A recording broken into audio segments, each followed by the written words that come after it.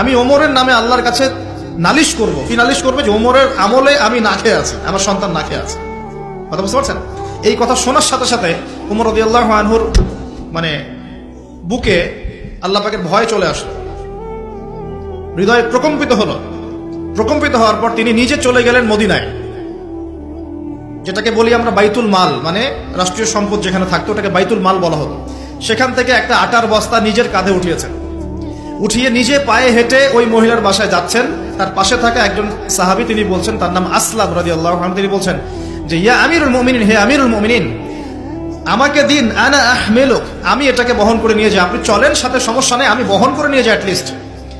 তখন উমর রাদিয়াল্লাহু আনহু বলছেন, দিলের কান দিয়ে শোনেন কথাগুলো, উমর রাদিয়াল্লাহু আনহু বলছেন, হাল আনতা তাহমিলু উযরি ইয়াউমাল কিয়ামা, তুমি কি কিয়ামতের মাঠে আমার পাপের বোঝা বহন করবে? সুবহানাল্লাহ, চিন্তা করে দেখেন। নিজের হাতে গেলেন, রান্না করে খাওয়ালেন, তারপরে বললেন আগামীকাল তুমি আমিরুল মুমিনিনের দরবারে এসো, সেখানে আমাকে পাবে। এই হলো উমর রাদিয়াল্লাহু আনহুর খেলাফত। একদিন তিনি তার যে উট, এটাকে পরিষ্কার করছেন। আলী রাদিয়াল্লাহু আনহু দেখে বলছেন, আমিরুল মুমিনিন, আপনি পরবর্তী জেনারেশনের জন্য অনেক কঠিন আদর্শ রেখে যাচ্ছেন। আপনি এত কাজ করছেন, তারপরে নিজের কাজও নিজে করছেন।